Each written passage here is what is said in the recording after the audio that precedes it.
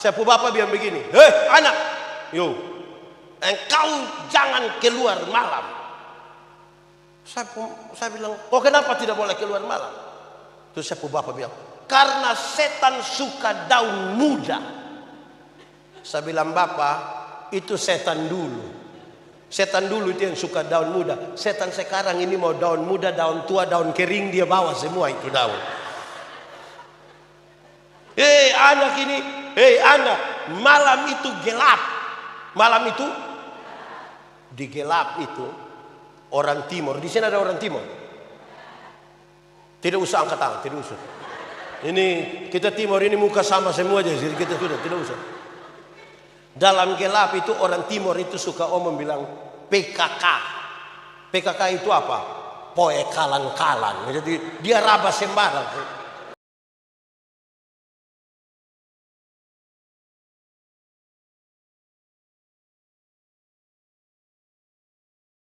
Saudara-saudara, mari kita berdoa.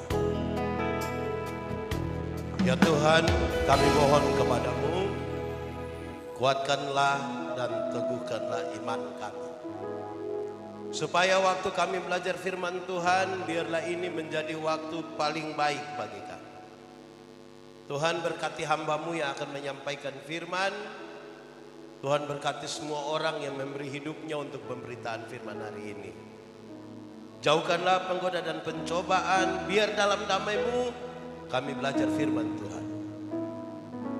Kami rindu pada firman. Berfirmanlah bagi kami Tuhan. Di dalam nama Yesus, firman yang hidup itu kami berdoa. Amin. Saudara-saudara, di kesempatan sukacita kita di hari ini, saya mau ajak kita renungkan ulang satu bagian pembacaan Alkitab. Menurut Injil Lukas pasal 10 ayat 25 sampai ayat yang ke-37. Yang sudah dapat katakan amin. Amin betul. Yang lain tidak buka juga amin ini. Itu Injil Lukas pasal 10 ayat 25 sampai 37. Sejemput jemaat Tuhan berdiri. Orang Samaria yang murah hati. Pada suatu kali berdirilah seorang ahli Taurat untuk mencoba Yesus. Katanya, Guru, apa yang harus kuperbuat untuk memperoleh hidup yang kekal? Jawab Yesus kepadanya, apa yang tertulis dalam hukum Taurat, apa yang kau baca di sana? Jawab orang itu, kasihilah Tuhan Allahmu dengan segenap hatimu, dan dengan segenap jiwamu, dan dengan segenap kekuatanmu, dan dengan segenap akal budimu, dan kasihilah sesamamu manusia seperti dirimu sendiri. Kata Yesus kepadanya, jawabmu itu benar, perbuatlah demikian maka engkau akan hidup. Tetapi untuk membenarkan dirinya orang itu berkata kepada Yesus, dan siapakah sesamaku manusia?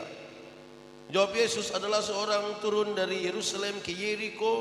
Ia jatuh ke tangan penyamun-penyamun yang bukan saja merampoknya habis-habisan, tetapi yang juga memukulnya, dan yang sesudah itu pergi meninggalkannya setengah mati.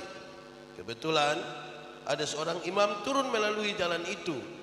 Ia melihat orang itu, tetapi ia melewatinya dari seberang jalan. Demikian juga seorang Lewi datang ke tempat itu. Ketika ia melihat orang itu, ia melewatinya dari seberang jalan. Lalu datang seorang Samaria yang sedang dalam perjalanan ke tempat itu. Dan ketika ia melihat orang itu, tergeraklah hatinya oleh belas kasihan. Ia pergi kepadanya lalu membalut luka-lukanya sesudah ia menyiraminya dengan minyak dan anggur. Kemudian ia menaikkan orang itu ke atas keledai tunggangannya sendiri, lalu membawanya ke tempat penginapan dan merawatnya. Keesokan harinya ia menyerahkan 2 dinar kepada pemilik penginapan itu. Katanya, rawatlah dia, dan jika kau belanjakan lebih dari ini, aku akan menggantinya waktu aku kembali. Siapakah di antara ketiga orang ini menurut pendapatmu adalah sesama manusia dari orang yang jatuh ke tangan penyamun itu? Jawab orang itu, orang yang telah menunjukkan belas kasihan kepadanya. Kata Yesus kepadanya, pergilah dan perbuatlah demikian. Demikian firman Tuhan. Berbahagia setiap orang yang mendengar firman, memelihara dan melakukan dalam hidup setiap hari. Mari silakan duduk semuanya. Shalom. Terlalu lemah, kuat cering. Shalom. Selamat sore. Ada sukacita? Mantap. Ini kalau saya khotbah di hari ulang tahun itu saya suka mulai dengan kalimat yang biasa ini. Hari ini Elim Batu Kamba ulang tahun ke berapa? Pakai bahasa rote?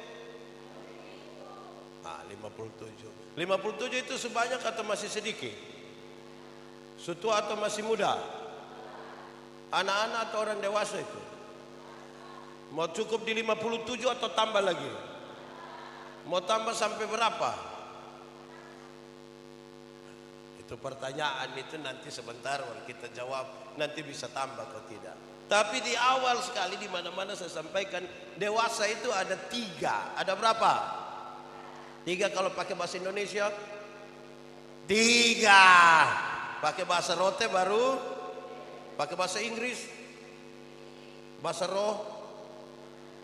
Dewasa itu ada 3. 1. Dewasa biologis. Sama-sama. 1, 2, 3. Kasih tau kawan di sebelah. 3, 2, 1. Orang dewasa biologis itu hari dia pun berat badan hanya 37. Mas sekarang 73. Itu dewasa biologis itu. Nah, itu hari pakai celana nomor 27 tidak ada masalah karena perut rata saja. Sekarang perut kayak ada 3, 1 di sini, 1. Itu namanya dewasa apa? Makan tidur, makan tidur, makan tidur. Cocok? Ya kira-kira begitu. Ini berkaitan dengan pembangunan fisik. Sama-sama. 1, 2, 3. Pembangunan fisik di Elim Batu Kamba so aman kok. Oi, begini belum juga ini. Mau yang ke mana ini? Gereja so aman? Gereja aman kok tidak? Pastori? Baik. Kedua, dewasa psikologi. Sama-sama. 1, 2, 3. Dewasa psikologi tidak tergantung umur dan berat badan. Umur 40 tahun mau bukan tersinggung. Sedikit-sedikit tersinggung, sedikit-sedikit tersinggung, sedikit-sedikit tersinggung. Mau keluar kau mau bikin elim sendiri di sebelah di situ. Nah, di sini ada yang begitu. Yang tersinggung-tersinggung saja. Oh. Itu badan saya yang besar, tapi sesungguhnya dia masih. Karena itu orang kalau biasa tersinggung di orang banyak, kau biasa bilang badan besar, tapi sesungguhnya masih. Bayangkan kalau dalam gereja hanya urus tersinggung, kapan kita urus berdampak? Ada dampak tersinggung itu. Terakhir, dewasa iman. Sama-sama. 1, 2, 3. Dewasa iman tidak tergantung berapa lama kita bergereja. Tidak tergantung berapa lama kita melayani Tuhan. Tidak tergantung berapa lama kita jadi anggota sini jemaat. Dewasa iman itu ada mimbar 10 kilo, ada anak umur 3 tahun. Anak 3 tahun bisa pikul mimbar 10 kilo? Bisa kok tidak? 17 tahun kemudian dia umur 20 tahun bisa pikul mimbar yang 10 kilo? Yang berubah anak atau mimbar? Yang berubah? Nah, itu dewasa iman. Tidak meminta beban menjadi ringan. Orang dewasa iman berdoa minta bahu yang semakin kuat. Orang dewasa iman tidak menangis berteriak minta Tuhan tolong kasih ringan ini beban. Kan dia tahu kalau Tuhan izinkan ada masalah, Tuhan tahu seberapa kuatnya dia. Amin toh? Saudara punya masalah kan? Tidak usah omong. Ini saya lihat muka masalah semua ini. Nah, gitu. Tapi hampir-hampir saudara, hampir-hampir orang dewasa iman tidak meminta orang lain berubah. Tapi siapa yang berubah? Siapa berubah? Kadang-kadang kita di gereja ini Pak Bupati kita terlalu sibuk minta orang lain berubah.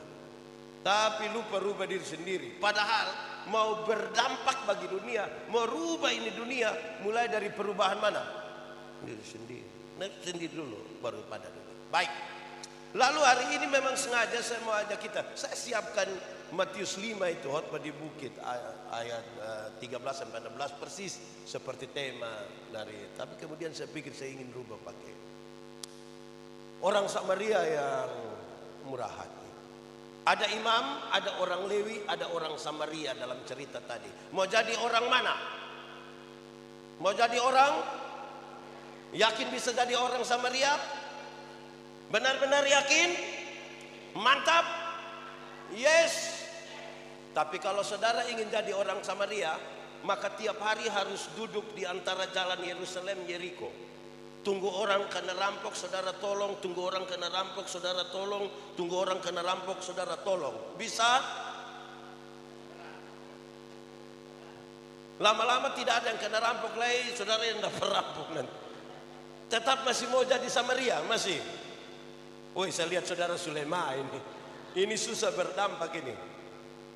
Saudara-saudara, kisah tentang orang Samaria dimulai dari sebuah pertanyaan dari seorang ahli Taurat. Dari seorang, pertanyaan itu ditujukan kepada Yesus. Guru, apa yang harus saya perbuat untuk beroleh hidup yang kekal? Supaya nanti sebentar kita lihat perumpamaan ini sekaligus menjadi jawaban tentang pertanyaan apa yang harus saya perbuat untuk beroleh hidup yang kekal. Tuhan Yesus bilang begini, engkau kan ahli Taurat toh, apa yang kau baca di sana, apa yang tertulis di sana? Dia bilang mengasihi Tuhan dan mengasihi. Tuhan bilang mantap. Tuhan bilang apa? Terus Tuhan bilang begini, jawabanmu itu benar. Tapi itu jawaban bilang, jawabanmu itu benar buat ini orang pikiran. Kenapa? Dia tahu. Yang dia jawab tadi bilang mengasihi Tuhan dan mengasihi sesama itu susah. Hukum Taurat itu 10. Dari 10 dijabarkan dari 613 pasal. Dari 613 pasal masih ada ribuan peraturan hidup setiap hari. Mau bikin semua, gagal satu, gagal semua. Dia tahu itu waktu Yesus bilang. Lantas untuk membenarkan dirinya, dia bilang begini. Dan siapakah sesamaku manusia?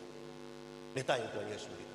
Siapakah sesamaku manusia? Tuhan Yesus bilang begini. Adalah seorang turun dari Yerusalem ke Yeriko. Ada yang pernah pergi Yerusalem Yeriko? Lihat kopi. Yerusalem Yeriko itu dia jarak kira-kira 30 km. Jalan menurun, berlekuk-lekuk, berbelok-belok, berbatu-batu lepas. Mungkin sekarang sudah ada jalan raya bagus. Dulu itu jalan tidak bagus. Ada 400 meter di bawah permukaan laut. Berapa ratus meter? Jadi tidak ada orang tinggal di sekitar situ. Kalau seandainya dia berteriak di situ, tidak akan ada orang dengar. Tapi Tuhan Yesus bilang, tiba-tiba ada satu orang datang ke tempat itu.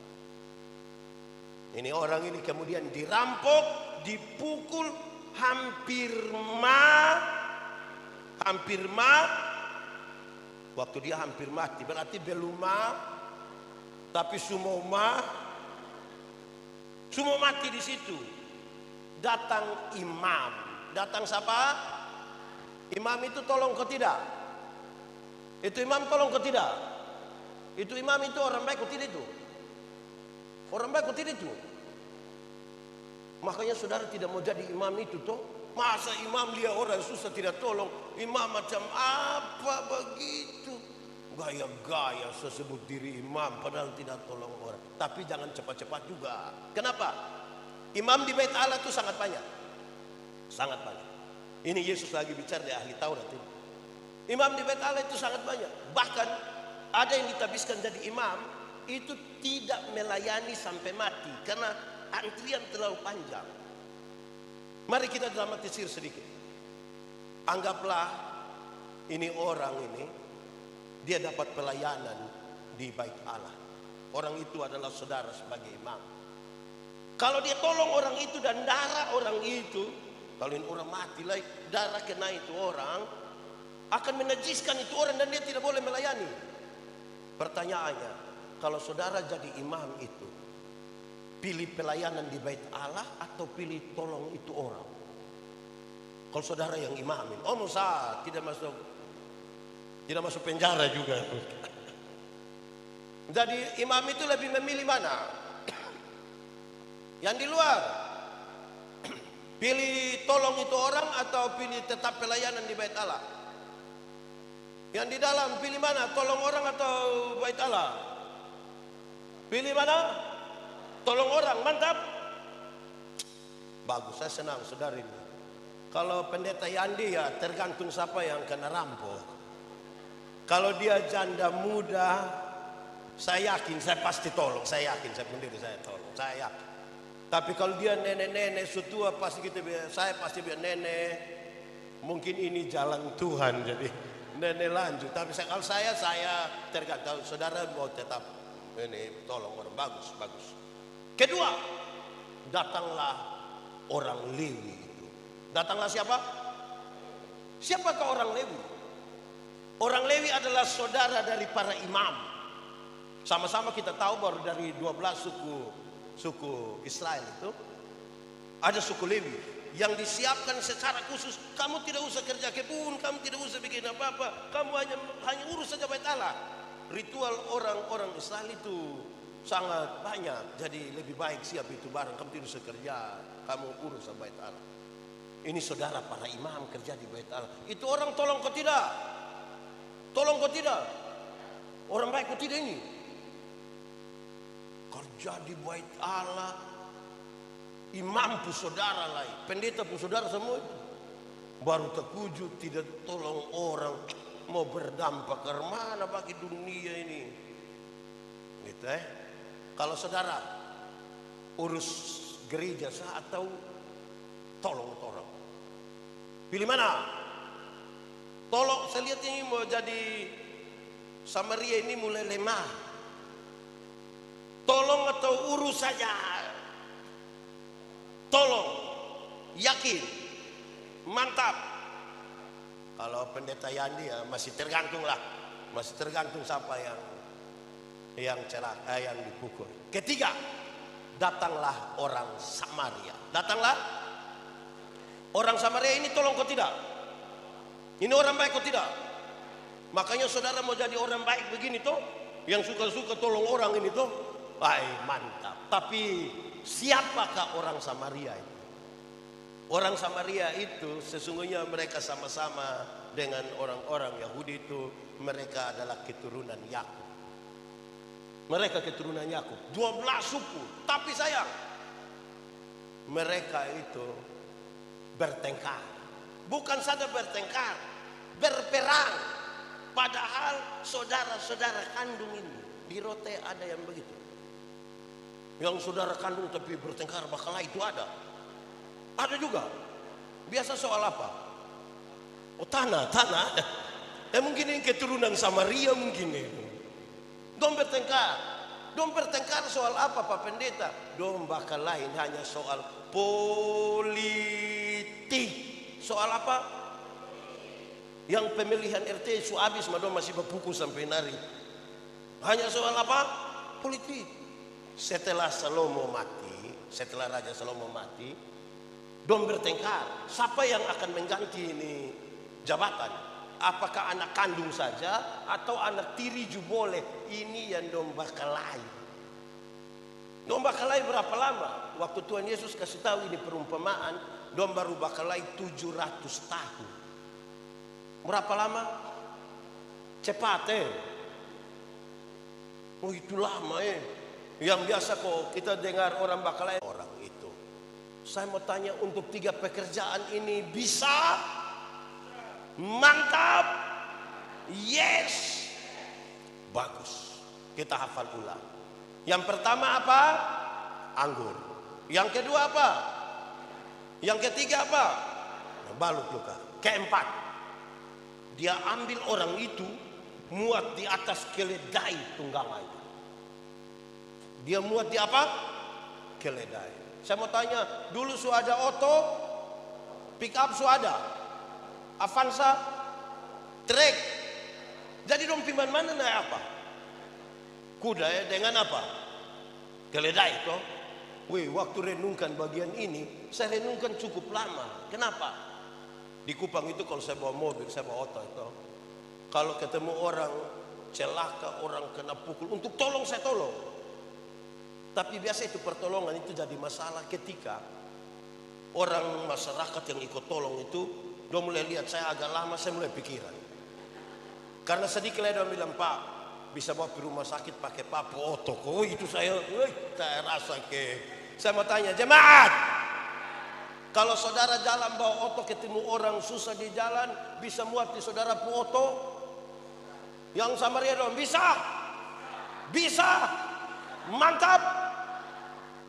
Wih, Saya tanya itu di banyak orang, dan saya mau kasih tahu saudara, yang paling banyak baterai bilang bisa itu kan dia belum ada oto.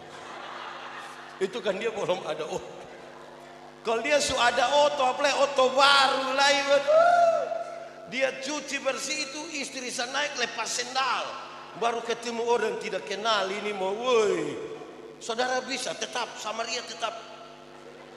Saya lihat ini dong sudah tidak mau jadi Samaria lah. Ini mulai menurun ini. Bisa muat di oto? Bisa. Wah, mantap.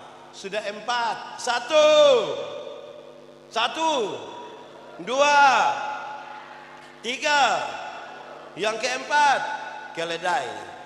Yang kelima, dia bawa orang itu ke rumah penginapan. Jadi celaka di sini dia tolong dia angkat bawa apa Ricky Hotel kok apa ya situ, Hotel Ricky itu bisa. Samaria bisa, Samaria bisa. Wih, ini saya lihat, wih ini mau Samaria terus ini juga repot ini. Bisa, wih bisa rote pumbai ini memang. Oke, Sulima 1, 2, 3, 4, 5. Keenam, dia merawat orang itu sama-sama 1, 2, 3. Saya mau tanya, jemaat, pernah rawat orang sakit? Mama mantu pernah kita rawat? Enak. Wih, rawat orang ini sungguh gampang Wih, pasti pagi-pagi dia masak air, masak bubur, baru dia pergi kamar hotel bilang, toh, yo, masih hidup kok. Ini rawat orang ini, bisa? Samaria, yang Samaria dong bisa, tetap. Wah, mantap. Sudah 6, 1, 2, 3, 4, 5, 6, 7. Dia angkat uang 2 dinar, dia kasih pada pemilik penginapan. Baru dia bilang, rawatlah ini orang. Kalau nanti ini uang kurang, saya datang, saya ganti kau uang. Dulu orang kerja 1 hari bayar 1 dinar. Berarti 2 dinar upah kerja selama berapa hari? 2. Saya mau tanya jemaat, hasil jualan dan terima gaji atau uang jalan 2 hari bisa kasih orang susah? Samaria bisa. Samaria hijau dong ini bisa. Samaria merah dong bisa. Jadi pas dapat keuntungan 2 yang uang kios kok apa begitu, ambil yang 2 hari pun kasih orang susah. Bisa? Mau tetap jadi Samaria?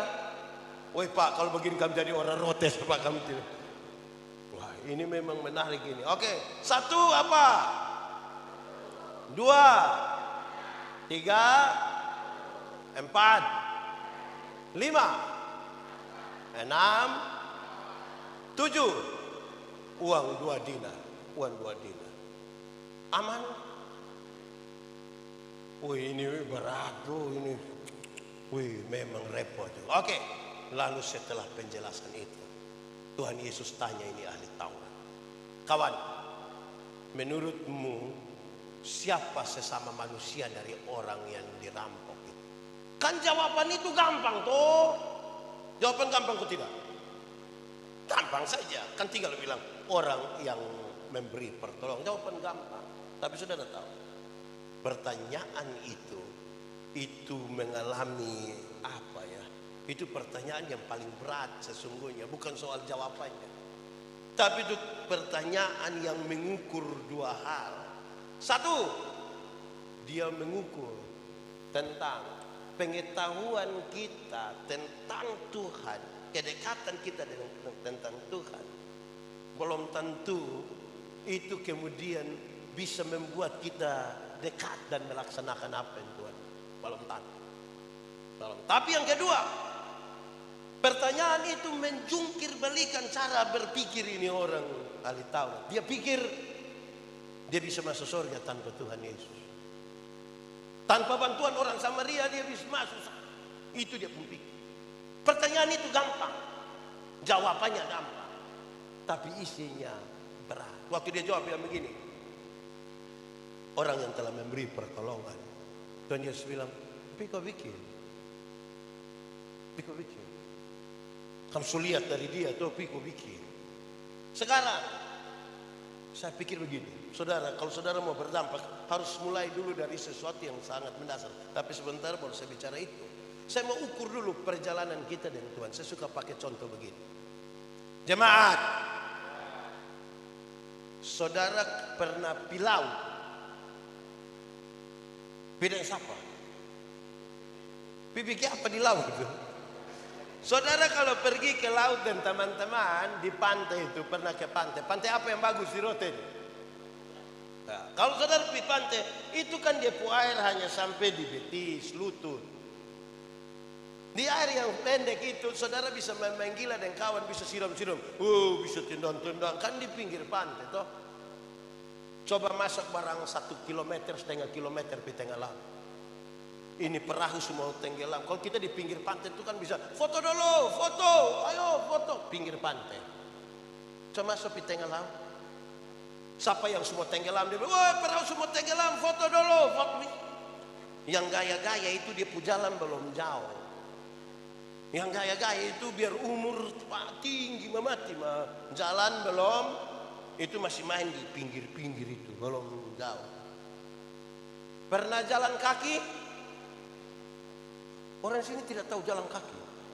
Pernah jalan kaki? Di mana? Jalan kaki itu bisa, tapi dia punya jarak dekat. Karena jarak dekat, maka kekuatan penuh ada pada kita. Kalau kekuatan penuh ada pada kita, orang lain kita tidak butuh. Bahkan Tuhan pun kita tidak butuh. Kekuatan penuh ada pada kita. Itu ibu-ibu, nona-nona bisa pakai high heels, sepatu haken yang tinggi begini. Karena jarak dekat. Saya lanjut sedikit. Naik motor, pernah naik motor? Motor ojek pernah? Di mana? Saudara bayangkan kalau itu anak ojek dia bawa kita dari sini, dia gas turun sekencang dari sini. Saya yakin yang di belakang sampai pelan sedikit. Kenapa? Tanta pun dada soal bisa. Ini anak yang tidak bisa tanta. Kenapa? Lu hanya bayar 5.000 saja. 5.000 kenapa? Kalau 5.000 saya pakai rem tanta. 10.000 baru pakai rem. Tapi poinnya jelas. Makin jauh berjalan, rasa takut mulai ada. Amin toh? Yang gaya-gaya dong itu belum jalan jauh, pinggir-pinggir pantai. Belum. Lebih jauh lagi, naik oto pernah? Yang paling jauh dari sini sampai mana? Naik oto. Atau ada yang pernah naik oto dari Kupang Piat Tambua pernah? Di samping sopir pernah? Pernah sampai di bok-bok camplong atau apa yang itu orang Lumpumbok hampir-hampir yang sopir itu belum rem kita mau angkat kaki kau injak begitu. Semakin jauh berjalan, terasa ini motor bukan siapa-siapa. Amin Yang gaya-gaya itu jalan sejauh kau belum? Masih main-main di pinggir-pinggir pantai begini belum jauh. Lebih jauh lagi, naik kapal laut. Pernah? Di mana? Pisoe. Naik kapal laut itu, memang kalau rote, memang di NTT ini tantangan di laut itu luar biasa. Tapi pengalaman pribadi ini waktu bertemu melayani di Sabu Pak Bupati, 5 tahun melayani di Sabu, kalau pas musim timur, Juli, Agustus itu, berat betul-betul. Ini kapal laut, ini kan kita pakai ferry itu, maju mundur, terlalu berat itu. Tapi kalau masih ada ferry berani jalan. Kalau lihat ada pendeta di atas, ada yang datang Pak Pendeta, ya kita ibadah. Di darat tidak ibadah Bapak, tidak ibadah. Tapi di tengah laut ini kalau gelombang datang tuh ibadah. Apalagi sementara kita menyanyi di tengah, oh itu berat. Yang menarik itu waktu memberi persembahan. Wih, waktu pas beri persembahan. Kalau kita ibadah di laut itu pas persembahan itu tidak pakai tanggung persembahan. Tidak pakai yang itu loh, tidak pakai. Kan memang tidak ada toh. Kapal mana mau siap kita tanggung persembahan? Tidak ada. Kami pakai dos. Kenapa harus pakai dos? Karena memang itu tidak ada. Tapi yang kedua, ibadah di laut itu toh mesti pakai dos. Karena yang bawa persembahan tanggung itu data itu dos data itu sekali isi tangan begini dapat berapa semua masuk. Itu tidak lewat otak, langsung masuk. Beda kalau ibadah di darat, beda kok tidak? Beda, termasuk yang sebentar ini. Kita ibadah di darat ini, yang mau tanggung persembahan datang tuh kita isi tangan di dalam saku begini, kayak agak lama. Agak lama lebar mata kita puter-puter gini. Itu mata kayak ada firasat itu kayak gitu. Terus dia ambil persembahan, dia isi, yang petugas persembahan sudah lewat, baru dia sengaja kaget. Kenapa? Tadi saya isi yang merah. Jemaat, pernah salah isi kok? Kemenyesalan. Wih, memang betul-betul. Wih, kayaknya di sini hal memberi itu aman kok. Kalau tidak mungkin kita harus ibadah di laut ini. Wih, saudara bisa bayangkan ini. Nah, saudara-saudara, lebih jauh lagi. Naik pesawat. Pernah? Di mana? Weh, saudara kalau naik pesawat, jangan naik yang ATR dong. Yang Susi dong, yang lebih kecil. Coba naik yang Airbus, Boeing dong, itu yang besar-besar itu. Dia terbang 36.000 kaki. 36.000 kaki itu berarti kurang lebih 12 km di atas udara. 12 km di atas udara itu pesawat belum jatuh kita sudah mati. Dia belum jatuh. Dia baru begini mati sudah kita. Dia baru begini mati sudah mati. Di 12 km itu kan sudah di zona aman. Orang sudah bisa bangun ke jalan-jalan di belakang PWC. Tiba-tiba lampu seatbeltnya menyala. Dan ada suara bilang begini. Berhubung karena kita terbang dalam situasi cuaca yang buruk. Karena itu kami minta kepada para penumpang segera kembali ke tempat duduk dan seterusnya. Saya mau tanya, waktu ada pengumuman begitu di pesawat ada yang berani ini marah? Silakan kembali ke tempat. Mau kembali apa? Ada yang berani? Jago hilang Bapak, jago hilang. Yang gaya-gaya dong itu jalan belum jauh. Itu dia akan balik dengan itu mau kencing tunda. Tidak bergaya. Pas dia duduk begini, ada anak kecil 1.000 di sebelah dia kasih dia, Adi doa. Sejalan jauh ini orang akan rasa di pendiri bukan sapa-sapa. Gereja ini semakin jalan jauh Ibu Pendeta harus rasa kita bukan sapa-sapa. Walaupun saudara bangun gereja begini mau tabisin gereja ke Sanusa. Kita bukan sapa-sapa. Supaya boleh ada orang pukul dada bilang, wih dia. Saudara di ketinggian 12 km itu, kecepatan pesawat kira-kira 900 km per jam. Berapa? 900 km per jam itu cepat atau lambat itu? Kalau cepat, itu Rossi saja kalah. Kalau Rossi saja kalah, apalagi anak ojek dong di muka lebih kalah.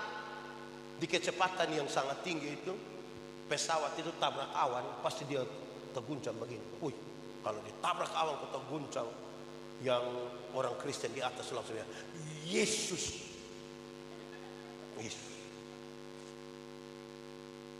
Kalau di darat kaget maki. Saya belum pernah dengar orang maki di pesawat. Di sini ada yang tukang maki. Ada. Dia majelis. Kumpul kasih dia uang beli tiket suruh dia berangkat. pas hujan angin itu. Saya yakin pulang langsung satu persekutuan doa di rumah. Makin jauh berjalan itu kita rasa kita bukan siapa-siapa. Amin. Oh, dan saudara lihat, makin jauh perjalanan dengan Tuhan Yesus, baru kita merasa ternyata kita ini bukan siapa-siapa. Apa yang ada pada kita ini bukan apa. Amin kok. Sekarang saya ingin melanjutkan bagian-bagian ini berkaitan dengan dampak. Lalu apa yang Tuhan Yesus lakukan? Dan kemudian itu memberi dampak pada dunia. Ini panitia ambil tema di Matius pasal 5. Konteks dari Matius pasal 5 itu Tuhan Yesus khotbah di bukit. Siapa pendengarnya? Pendengar dari khotbah Yesus di bukit itu adalah orang-orang, ribuan orang yang putus harapan. Orang-orang sakit-sakitan, orang-orang miskin, orang-orang yang tidak mampu. Beberapa orang hidup sudah pasrah pada keadaan. Tapi Yesus mau kasih tahu orang, kamu tidak boleh mati dalam kepasrahan terhadap keadaan. Pasrah pada Tuhan boleh, pasrah pada keadaan tidak boleh. Sekali lagi, pasrah pada Tuhan boleh, pasrah pada keadaan tidak boleh. Kamu adalah garam. Kamu adalah, tahu garam? Pernah lihat garam? Di mana? Saudara tahu fungsi garam? Fungsi garam itu 3. Berapa? 1, mengawetkan. Sama-sama, 1, 2, 3. Mengawetkan. Mengawetkan itu apa, Pak? Bikin dia tahan lama. Persaudaraan awet, kasih awet.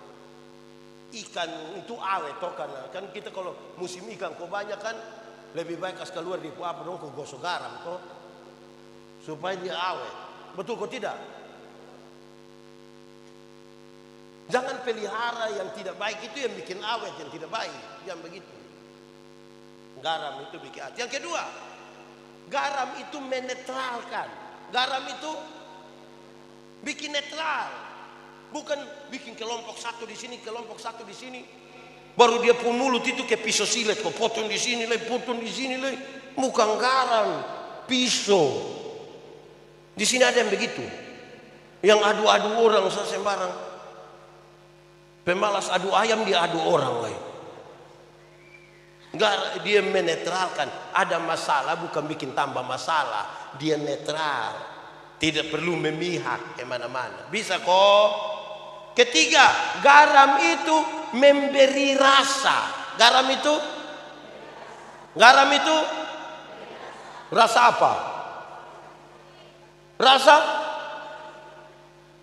Pertanyaannya, waktu Yesus berbicara tentang kalau garam itu asin, garam itu tawar, dia akan dibuang. Pertanyaannya, kan ini orang laut dong lebih tahu. Saya mau tanya, pernahkah garam menjadi tawar?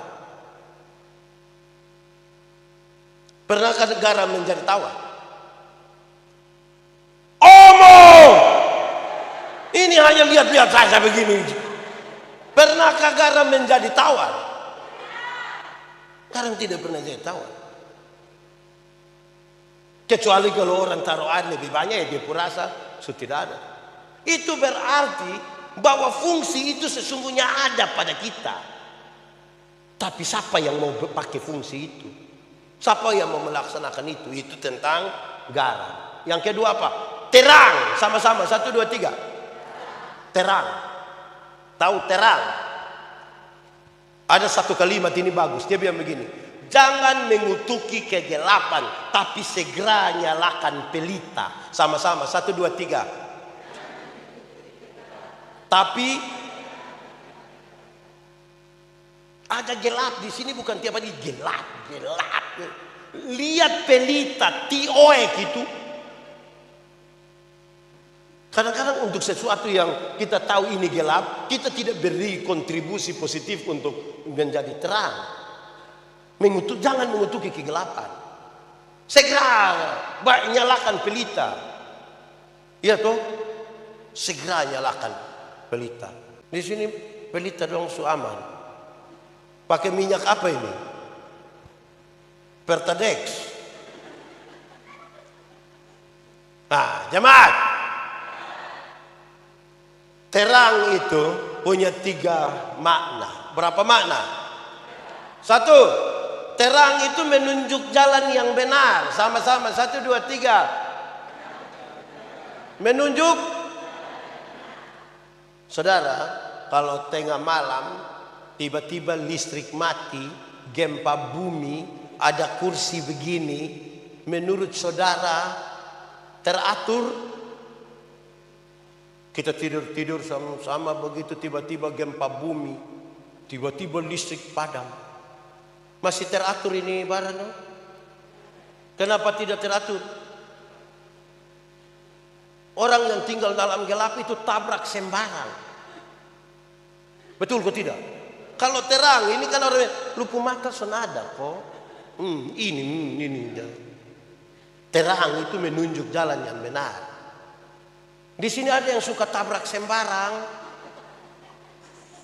yang suka raba sembarang. Ini sapu bapak bilang begini, anak, engkau jangan keluar malam. Saya bilang, kok kenapa tidak boleh keluar malam? Terus sapu bapak bilang, karena setan suka daun muda. Saya bilang, bapak, itu setan dulu. Setan dulu itu yang suka daun muda. Setan sekarang ini mau daun muda, daun tua, daun kering, dia bawa semua itu daun. Anak ini, anak, malam itu gelap. Malam itu di gelap itu orang timur. Di sini ada orang timur. Tidak usah angkat tangan, tidak usah. Ini kita timur ini muka sama semua aja, kita sudah tidak usah. Dalam gelap itu orang timur itu suka omong bilang PKK. PKK itu apa? Poe kalan-kalan. Jadi dia raba sembarang. Di sini ada yang biasa raba sembarang. Saya pergi ke satu daerah di Sulawesi Tengah, di Parigi Motong. Di situ kan ada banyak banyak durian, perkebunan yang besar. Kepada jemaat yang punya kebun-kebun itu saya tanya, hasil bagaimana? Hasil mantap Pak Pendeta. Mantap bagaimana? Kalau kita sekali panen itu 400-500 juta dapat Pak Pendeta. Wah, puji Tuhan. Hama bagaimana? Hama aman Pak Pendeta. Ada satu hama yang agak susah Bapak. Hama mana yang agak susah? Dan bilang hama kaki 2 Bapak. Kok kenapa itu hama kaki 2? Bapak itu hama kaki 2 itu pandai menghitung waktu Bapak. Dia hitung ke mana? Pas kita keluar itu yang dia masuk Bapak. Di rote sini ada hama kaki 2 juga. Siapa mama?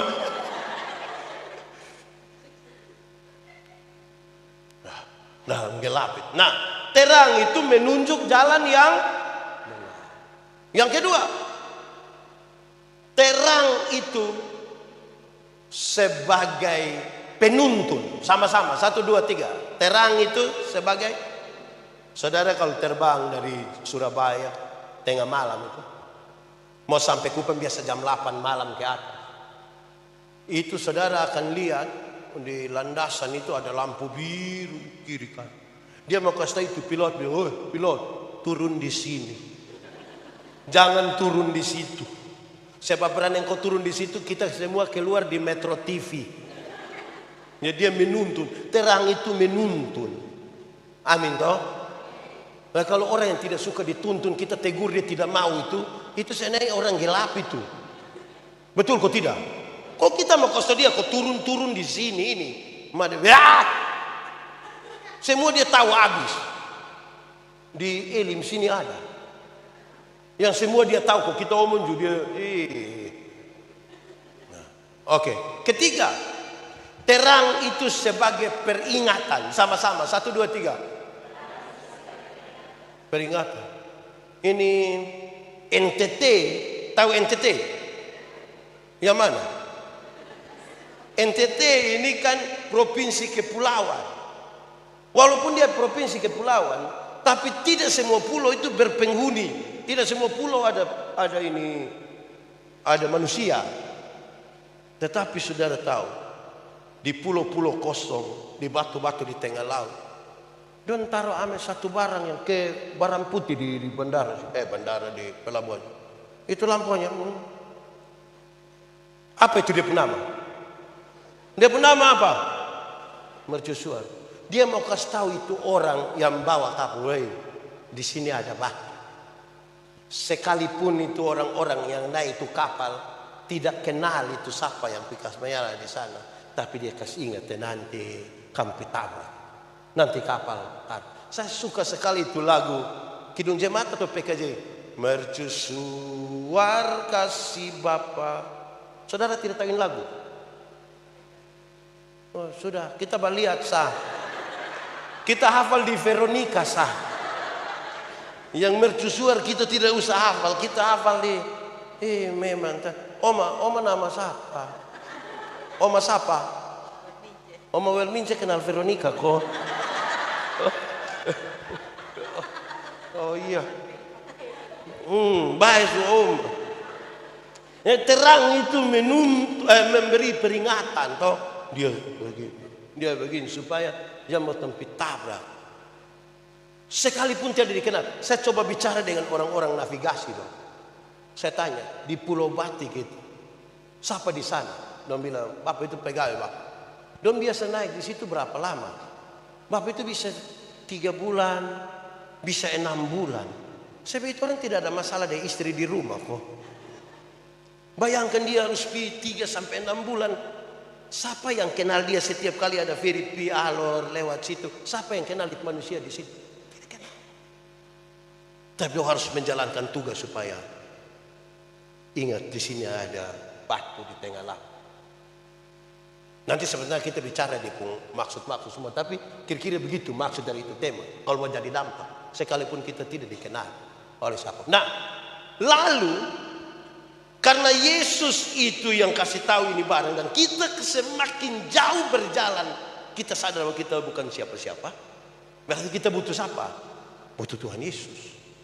Pertama, mari kita lihat apa yang Tuhan Yesus buat supaya dia memberi dampak bagi dunia. Yang Tuhan Yesus buat itu ada 5. Ada berapa? Ada berapa? 1. Dia bentuk kelompok. Dia bentuk kelompok itu 12 orang. Berapa orang? Bukan karena Tuhan Yesus tidak bisa kerja sendiri. Kalau dia sendiri, dia kerja kasabi. Tapi kan dia tahu manusia tidak bisa sendiri. Ya sudahlah, dia bentuk kelompok untuk manusia. Itu kelompok itu Bapak dong, Mama dong dengar. Itu kelompok itu ada anak muda sama ke Yohanes. Di sana ada nama Yohanes. Dia masih muda, kok tua. Oh tua, nah ini yang masih muda, Mama. Ada anak muda seperti Yohanes, ada orang tua seperti Yakobus. Berarti ada orang muda, ada orang. Di itu kelompok yang hanya 12 itu ada pejabat seperti Lewi. Lewi itu kepala pemungut cukai. Dan ada nelayan-nelayan kecil di Galilea seperti Yakobus, Yohanes, Petrus, Andreas. Ada pejabat, ada masyarakat biasa. Yang menarik, di kelompok yang hanya 12 itu, Tuhan Yesus pilih ame. Ada yang bekerja untuk kepentingan Roma, kekaisaran Romawi. Ini pemerintah Romawi itu dorang ini taksir pendapatan di satu wilayah, terus dong lelang jabatan. Siapa yang mau pilih pajak dari situ, nanti boleh makan dari itu pajak. Selebihnya kirim ke Roma. Lewi diambil. Tapi ada anggota partai politik namanya Simon orang Selot. Oh ini orang partai politik, dia tidak suka memang sebut Romawi itu, dia tidak suka memang. Dia mau bikin perang revolusi besar-besar supaya kan bayangkan ya, satu bekerja untuk Roma, satu tidak suka Roma. Tuhan Yesus bisa kumpulin 12 orang. 12 orang itu banyak atau sedikit? Banyak atau sedikit? Lebih banyak orang di Elim Batu Kamba atau lebih banyak murid Yesus? Lebih banyak Batu Kamba. Saudara lihat, yang 12 sudah beda-beda. Apalagi yang 70 kakak kali 4 orang berarti 200, sekitar 280 jemaat yang dompung kemauan ini mau pasang keramik, kita bertengkar. Putih di sini atau yang ini saya bertengkar. Ini saya bertengkar. Betul kok tidak? Ini mau warna apa saya bertengkar ini.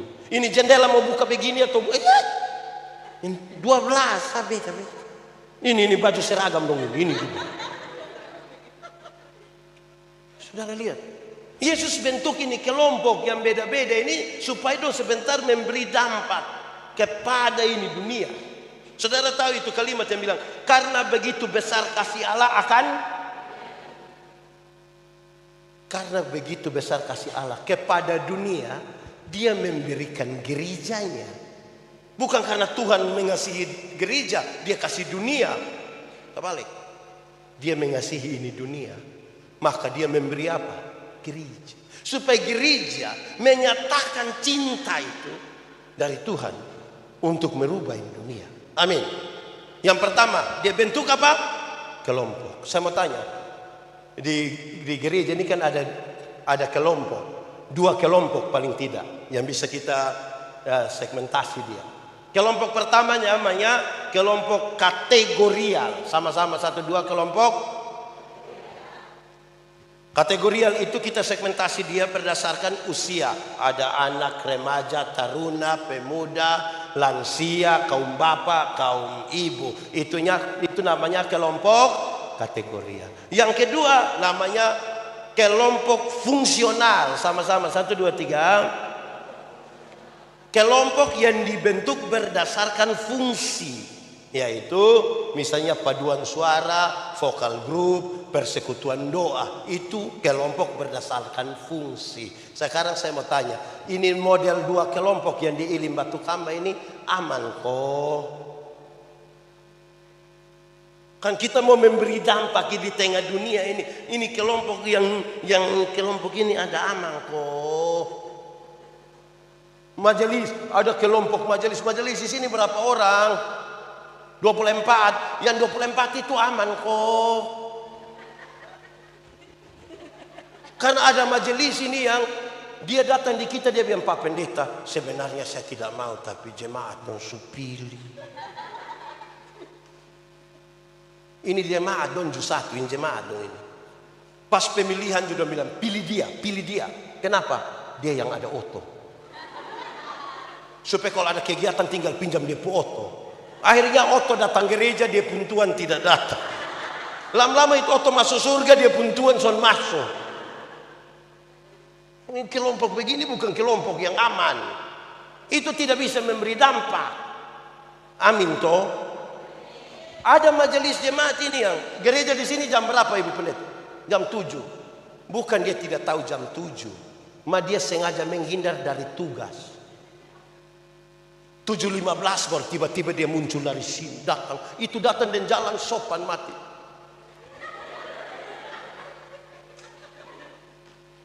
Padahal itu dia sengaja supaya jam baca Alkitab. Kan dia tidak siap dan dia datang, dia bilang, pada mulanya pastikan oleh kelompok aman kelompok majelis aman, kelompok kaum bapak aman kok. Kenapa yang jawab dia punya istri dong? Aduh, kalau begini baik 57 tahun ini. Ini kita bertanya aman kok tidak? Ini kita belum tanya persembahan. Ini kita belum tanya persembahan. Memang persembahan itu butuh hati. Saya ingat satu hari saya terbang, pas turun pesawat langsung, bukan saya yang terbang, saya naik pesawat terbang. Kalau saya terbang itu saya sudah lalu. Pas turun pesawat begini, teman pendeta dan Pak Pendeta, ini kita tidak bisa singgah di hotel ini, tidak bisa. Ini Pak Pendeta langsung pimpin. Saya bilang boleh. Dia langsung bawa toga, kasih pakai saya naik khotbah habis.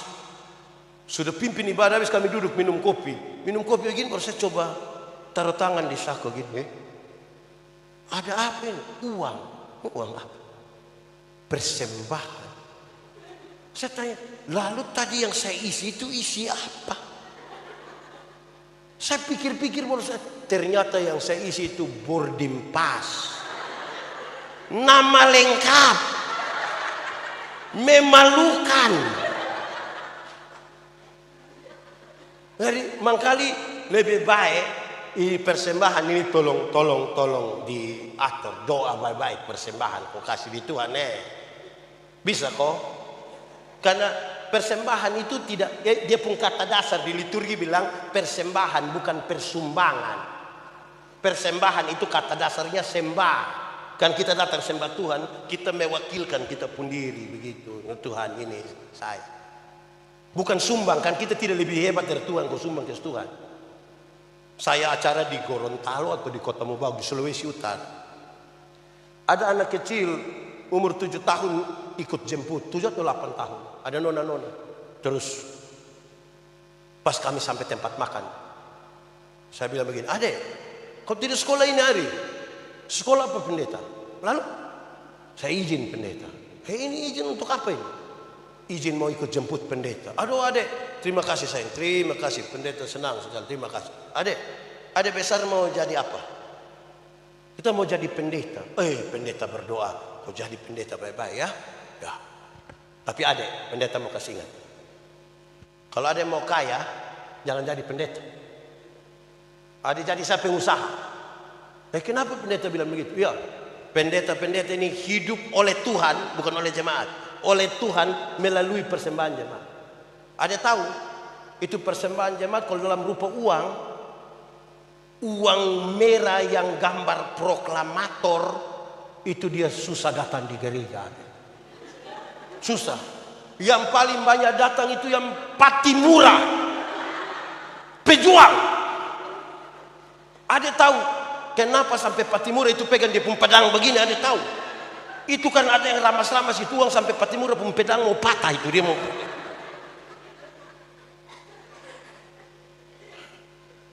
Saudara-saudara, saya mau kasih ingat saudara begini. Dengar ini serius ini. Saudara, kalau di sini biasa kita parkir di mana yang orang tagih parkir? Di mana biasa? Pokoknya ada tempat. Saudara lihat saudara kasih uang di petugas parkir. Saudara bisa lipat bapak itu uang kasih petugas parkir. Tapi saudara bilang kasih di Tuhan ini. Saya tidak bicara nilai. Saudara tidak kasih tidak ada soal. Saya lagi mengajar saudara tentang ucapan syukur kepada Tuhan. Saudara tidak kasih tidak apa-apa. Kenapa? Lagi mengajar tentang persembahan pada Tuhan. Ada satu waktu dia begini. Saya bukan bicara nilai. Dia taruh, saya bilang, "Bapak kenapa bikin tangan begitu?" Dia bilang, "Pendeta, kalau tangan kanan memberi, tangan kiri tidak boleh tahu." Saya bilang, "Iya, tapi saya tahu." Pendeta tahu apa? 1000. Jadi begini. 100 tidak mungkin, saya bisa sampai begini. Sebegini baru saya ngajak batu.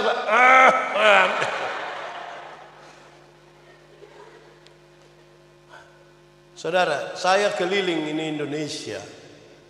Nah, saya kadang-kadang heran juga. Ada orang yang dia merasa hidupnya tidak pernah diberkati oleh Tuhan. Saudara tahu bahwa kaya itu Tuhan yang berikan. Usaha tidak dapat memberi apa. Kita yang tanam, kita yang siram. Tuhan berikan pertumbuhan. Coba saudara tanam padi, siram padi tidak Kalau Tuhan tidak kasih berikan itu pertumbuhan. Jadi orang yang tidak pernah mengakui bahwa berkat-berkat itu dia dapat dari Tuhan, itu orang tidak akan pernah merasa diberkati. Tidak pernah. Ada itu yang sampai ikut ibadah itu, ini persembahan dia hanya begini. Saya bilang ini kalau ibadah 10 kali dia pulang dia jalan hanya begini. Kita tidak pernah diberkati. Kan? Itu. Persembahan, saya punya anak-anak itu saya ajar doa. Kami doakan tempat untuk mengambil uang persembahan, taruh di situ. Anak-anak mau ke sekolah minggu, mereka belajar dari kami. Saya ajar doa. Persembahan bukan uang. Persembahan itu diri. Kalau kamu mau datang ambil itu uang bawa persembahan, datang berdiri, doakan baik-baik atau ambil dulu berdoakan, siap baik-baik bawa ke gereja, bawa ke sekolah minggu. Kan itu sikap kita terhadap berkat-berkat yang Tuhan beri. Amin toh? Saya bawa materi tentang 1/10. Saya tanya, 10% siapa punya? 90% siapa punya?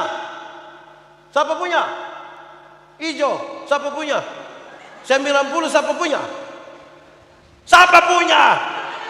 Siapa yang bilang kita punya? Alkitab bilang semuanya Tuhan punya. Kami berikan dari tangan Tuhan sendiri. Kalau semuanya Tuhan punya, saya tanya, 10% kita kasih Tuhan boleh kok tidak? 20? 50? 70? Kalau semuanya kita kasih Tuhan? Jadi 1/10 itu bukan soal nilainya, 10-nya bukan. Sikap. Yang menarik, dia bilang begini, Bapak pegang yang 90%. Karena ini bab tua pun semua, maka Bapak mau beli apa-apa, Mama mau beli apa-apa, nah tanya yang pemilik pun. Tanya bilang, Pak pemilik, boleh kita beli Shopee? Nah itu kan pemilik kan ada dia mau toh. Pemilik, boleh kita judi kok. Kan yang pemilik bukan kita. Nah, kita ini kan kadang-kadang merasa kita pun jadi suka-suka. Nah, sekarang yang pertama Tuhan Yesus bentuk kelompok. Makanya saya harus cek dulu, ini kelompok ini sudah sampai mana. Yang sampai kelompok ini, kelompok iri hati, kelompok su iri hati lah, makan puji lah, woi pusing mau berdampak di dunia ini. Setelah bentuk kelompok, Tuhan Yesus mengajar, mengindoktrinasi. Bagian yang kedua. Kelompok ini Tuhan tidak bentuk kelompok, dia ajar. Itu sekaligus upaya membangun visi bersama. Kamu 12, tujuan kita ini. Harus kita satu tujuan. Majelis jemaat rapat di belakang mau bunuh sekalipun Bamarasu di situ, keluar datang di sini satu suara. Samakan persepsi. Di sini kita bertengkar dalam rapat jemaat, waktu pukul ini palu tentang keputusan, satu suara. Tidak boleh ada yang berbeda. Tidak. Indoktrinasi. Tidak boleh ada yang jalan lain-lain. Dalam rapat-rapat gereja itu tidak ada kalah menang. Tidak ada kalah menang. Keputusan jam 7. Ada yang bilang kenapa tidak jam 9? Siapa yang bilang kenapa tidak jam 10? Waktu kita putuskan jam 7. Waktu Bapak punya jam 6 tidak diterima, bukan karena Bapak kalah, tapi kan kita bertanggung jawab untuk menjalankan jam 7. Atau siapa yang diantara kita bilang silakan kamu gereja jam 7, silakan, saya akan datang sendiri 3:30. Kedua, yang pertama dia bentuk kelompok, yang kedua dia buat apa? Mengajar. Pak Bupati, ada satu hal yang paling susah di jemaat ini adalah mengajar, bagian mengajar. Banyak guru sekolah minggu ini tidak persiapan mengajarin anak. Banyak penatua diaken tidak persiapan pi khotbah di ibadah rumah tangga. Nah kalau tidak mau terus bikin rapat, ambil keputusan pelatihan ilmu berkhotbah bagi penatua diaken. Toh tidak pi mana pelatihan khotbah, mau pi bikin apa? Begini-begini 4 periode, ini 4 periode. Ini yang kacau. Ini yang kita pun dunia pun kacau. Mau berdampak apa diajar tidak mau. Jemaat, kepintaran itu terbatas. Karena itu kita bisa kejar dengan cara belajar. Amin kok. Pintar itu terbatas. Bodoh itu yang tidak ada batas. Itu dia meleleh-meleleh setuju. Di Kupang kalau orang setelah bodoh, bodoh ukur-ukur. Jambau itu bodoh semua, itu bodoh. Kita mau belajar bersama. Amin toh. Pengembangan diri. Hafal ikut yang pendeta bilang, belajar ialah omong, belajar ialah perubahan tingkah laku. Dari tidak tahu menjadi tahu. Dari tidak bisa menjadi bisa. Supaya jangan sedikit-sedikit bilang, ini sudah dari dulu Pak. Dari dulu. Dulu mana? Dulu kalah. Bisa. Sudah 2. Yang ketiga. Yesus turun berjumpa langsung dengan masyarakat. Yang ketiga, Yesus apa? Dia pergi berjumpa dengan mereka yang buta, yang lumpuh, yang terpenjara. Ketemu dengan mereka yang bermasalah langsung. Dia tidak hanya omong. Kalau hanya omong, burung beo juga bisa. Sama-sama, 1, 2, 3. Kasih tau kawan di sebelah, 1, 2, 3. Kalau hanya dia turun, dia pergi ketemu orang. Betul toh? Ketiga. Keempat, Yesus mengkritisi semua ibadah Yahudi yang hanya berpusat di Bait Allah. Dia kritisi semua. Kalau kita pakai contoh, ada orang datang bawa persembahan toh. Dia bilang, kasih tinggal kau persembahan. Kasih tinggal. Kalau teringat olehmu ada saudaramu berbuat salah, pulang, ampuni dia dulu, baru datang sini. Ini munafik ini. Kalau kita datang bawa persembahan kepada Tuhan tapi hati benci dan mama mantu, boleh, boleh. Mama sudah ada anak mantu, dia baik. Kita bawa persembahan banyak-banyak, maka kalau hati pahit dari orang lain, benci dengan tetangga, dia mamtua di sebelah, bapak di sebelah. Mau ke mana? Kita punya ibadah mau jadi apa? Kesetengah uang itu dia. Kamu terlalu berpusat pada ibadah sampai kehidupan hari. Jemaat! Salah satu hal paling sulit dalam kekristenan itu adalah bikin jembatan yang menghubungkan antara hari Minggu dengan hari Senin. Hari Minggu itu dia kudus, sempurna, suci. Itu Minggu. Senin dia gila. Gila sampai Sabtu. Minggu pagi itu dia kudus, suci kan. Senin dia bilang, Minggu dia bilang haleluya. Oh, Senin su halilintar. Yesus mengkritisi ibadah yang penuh kemunafikan, yang hanya berpusat di tempat-tempat. Yang kelima, yang paling terakhir dari yang Yesus buat sebagai dampak terbesar bagi kita itu adalah dia mengorbankan diri, bahkan sampai titik darah yang paling terakhir. Berkorban. Saudara tahu dalam konteks pembebasan, konteks penebusan dosa, kalau Yesus menebus kita, Ibu, Yesus menebus kita itu tidak cocok dengan kata tolong, tidak cocok dengan kata tolong, tidak cocok. Kata yang paling pas itu adalah pembebasan. Dia membebaskan kita. Hukuman dosa itu ada, dia bebaskan. Bebas itu kan pernah rasa bebas kok tidak? Terlepas toh? Terlepas. Tuhan mengasihi dunia ini dan pembebasan bagi dunia. Saya kira saya pernah bicara ini. Kalau dia bodoh, dia harus dibebaskan dari kebodohan. Kalau dia miskin, dia harus dibebaskan dari kemiskinan. Kalau dia sakit, dia harus dibebaskan dari sakit, penderitaan. Harus ditolong. Pembebasan itu tolong saja cukup.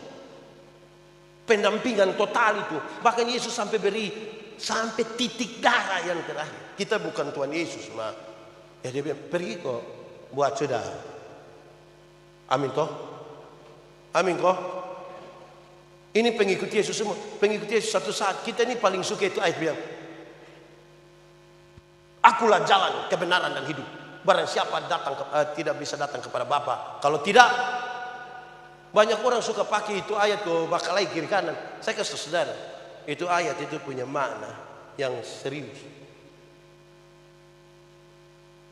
Ayat yang ke-12 bilang begini, barang siapa percaya kepadaku, melakukan pekerjaan yang aku lakukan. Berarti kalau kita percaya Yesus, kita ini kan orang sudah tebus toh, percaya Yesus, maka yang Tuhan Yesus bikin apa, itu yang kita bikin. Amin.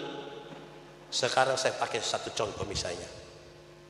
Satu saat Tuhan Yesus urus orang yang berzina, yang kena tangkap, supaya nanti kalau ada orang berzina urus pakai Tuhan Yesus bicara. Bisa kok? Atau di sini tidak ada? Ini Tuhan Yesus bilang, dong tangkap Amin, perempuan berzina, bawa datang di hadapan Tuhan Yesus. Hukum setempat yang begini, orang yang berzina harus lempar gas mati sendiri. Tuhan Yesus bilang begini, siapa rasa diri tidak berdosa, angka batu kau lempar duluan. Saya mau tanya, ada yang lempar? Tuhan Yesus tanya, don di mana? Don sejalan Bapa. Tuhan Yesus bilang, engkau pergilah dan jangan berbuat dosa lagi. Itu kalimat pergilah dan jangan berbuat dosa lagi. Tuhan Yesus tidak kompromi dengan dosa. Dosa tetap dosa. Tetapi kepada ini perempuan pezina pendosa ini, Tuhan beri kesempatan baru. Masa lalu tidak bisa dirubah kawan, tapi masa depan bisa dirancang. Sekarang saya mau tanya, bapak-bapak, satu saat ketahuan istri ada selingkuh, bisa urus pakai cara Tuhan Yesus? Bisa kok? Cari ame mam tua kau bilang, boi pergilah dan jangan berbuat dosa lagi. Bisa begitu. Bapak-bapak bisa kok. Weh, beterasa barato. Maka kau bilang, pergilah dan jangan pulang lagi. Ibu-ibu, di sini nenek-nenek semua. Ibu-ibu, satu saat ketahuan suami ada selingkuh dengan teman kantor, bisa urus pakai cara Tuhan Yesus? Bisa kok ibu-ibu?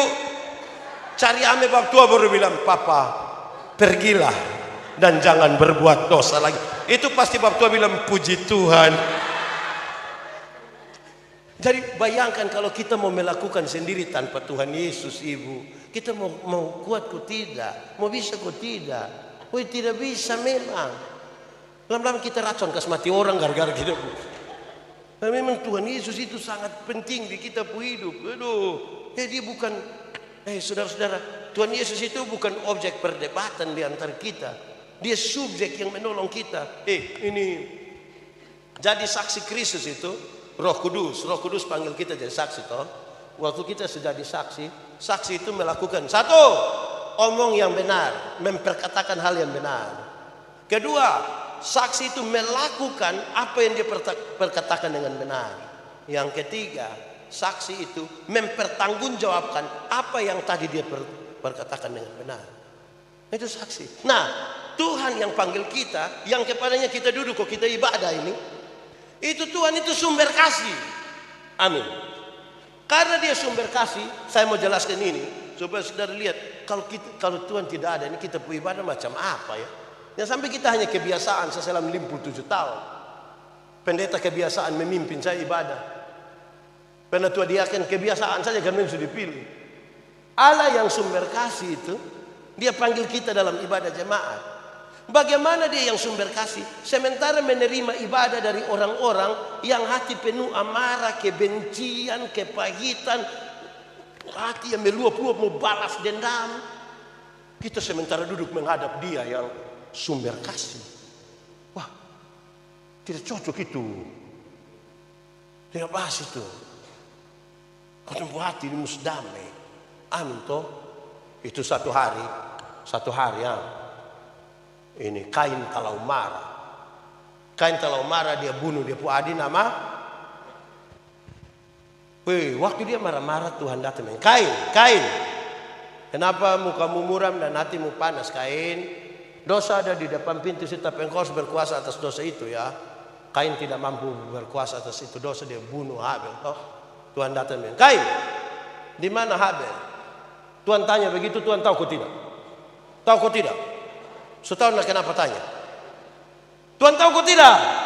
Setahun kenapa tanya? Dan pertanggungjawaban toh. Kain bilang, memangnya aku penjaga adikku? Kain, di mana lu pu adik? Untung kok Kain tidak bilang, kamu nanya.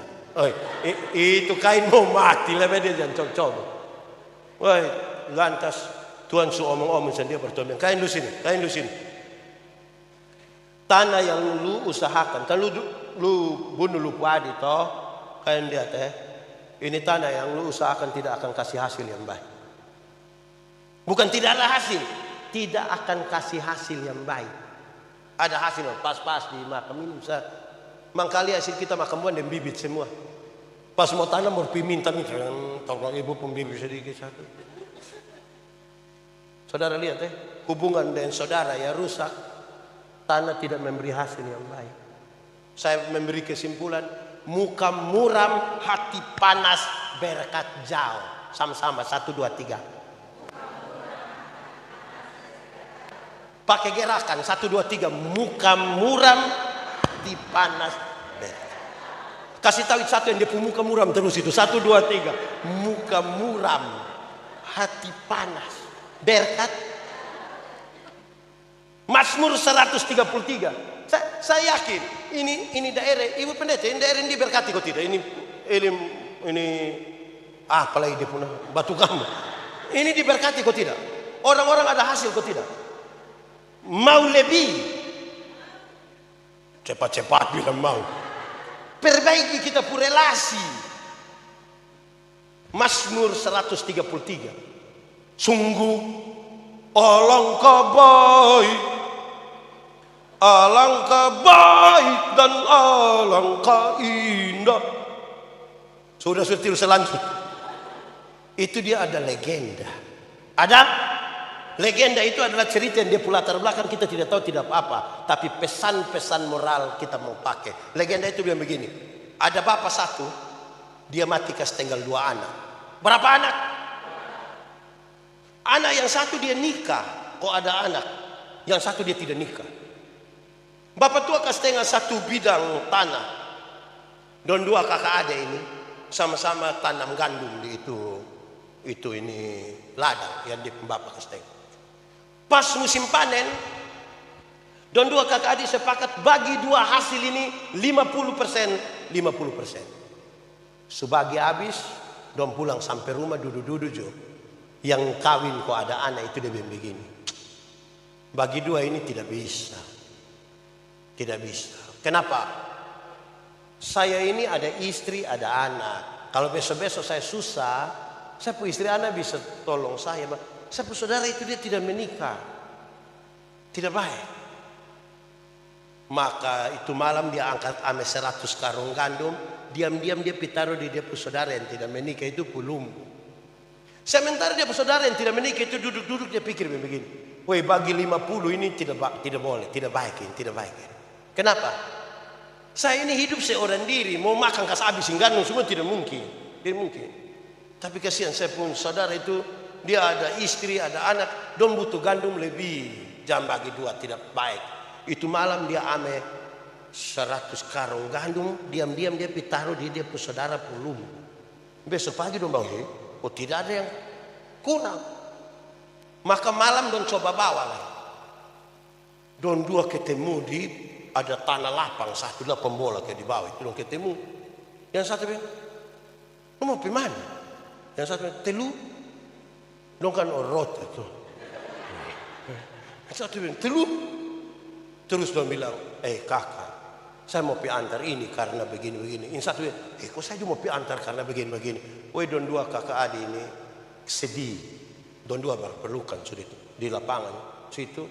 Sedih dong, menangis, aduh kasihan. Ini kalau bapak lihat Tuhan Allah di surga bilang kepada malaikat-malaikat, malaikat kamu lihat, sungguh alangkah baik, indah kalau orang bersaudara hidup rukun. Sebab kesanalah Tuhan perintahkan berkat. Berhenti deh muka-muka asam mama supaya kita punya hidup deh orang lain itu. Amin toh.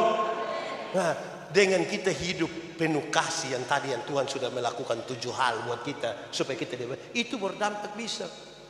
Saudara tidak bisa berdampak kalau saudara berrelasi di dalam komunitas yang kecil-kecil yang tadi saya sebutkan tidak bagus, tidak bisa. Kok ini paduan suara mah dong bertengkar hanya soal pakaian seragam.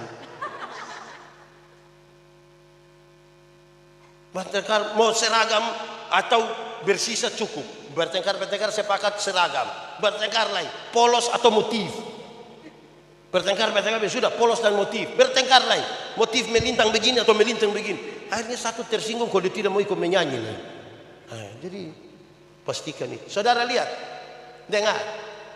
Tidak boleh uang di Elim Batu Kamba ini 100 juta dikasih. Padahal ada 1 orang miskin di muka rumah situ. Tidak bisa. Ada orang susah 1 di samping gereja. Tidak boleh. Bagaimana urus?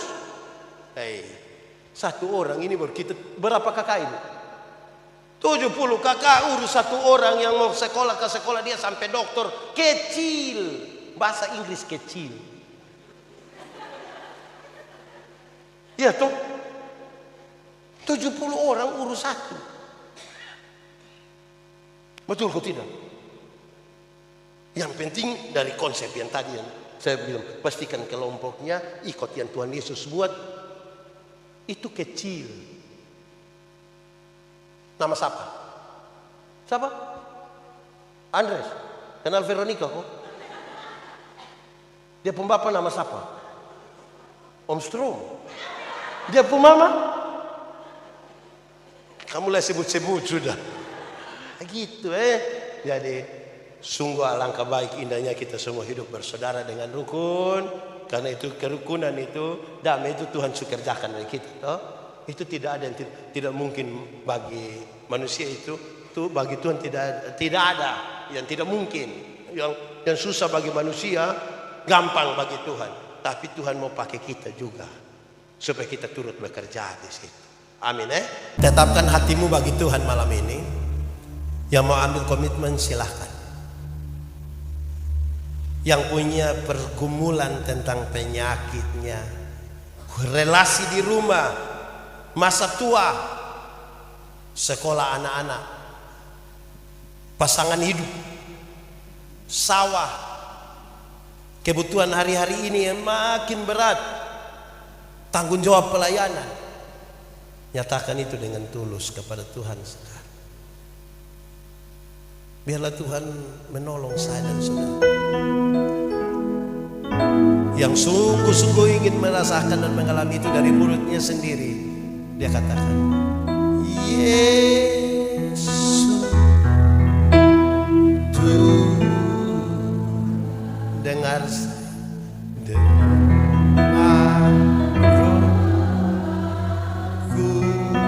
Tuhan Yesus berdiri di hadapan Tuhan.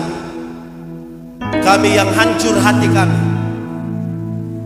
kami angkat tangan kami angkat hati kami, tanda kami menyerah. Kami tidak kuat terhadap sakit yang Tuhan berikan ini. Kami tidak kuat menjalani masa hidup ini seorang diri di masa tua ini, dalam keterbatasan fisik, keterbatasan ekonomi. Tuhan, kami tidak kuat dengan beban-beban hidup, keluarga, pekerjaan, dan tanggung jawab lain.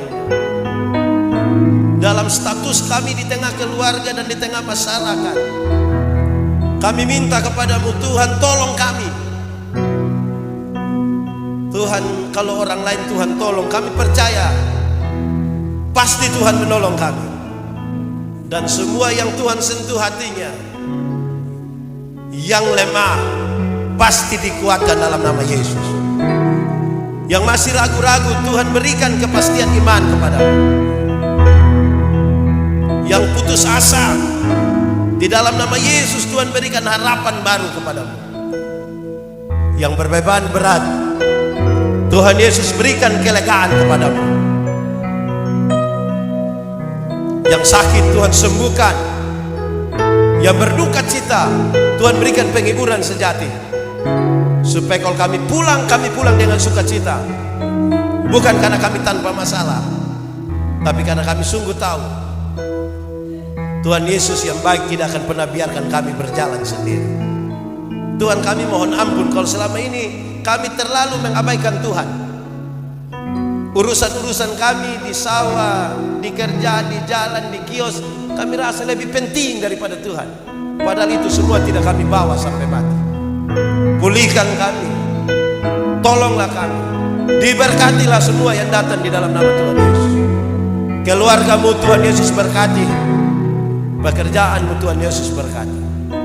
Semua yang engkau gumuli adalah pergumulan bersama-sama dengan Tuhan. Terima kasih banyak. Tuhan Yesus terlalu baik bagi kami semua. Yesus meloleh, terima kasih banyak. Di dalam nama Yesus kami berdoa. Yang percaya sama-sama kita katakan amin.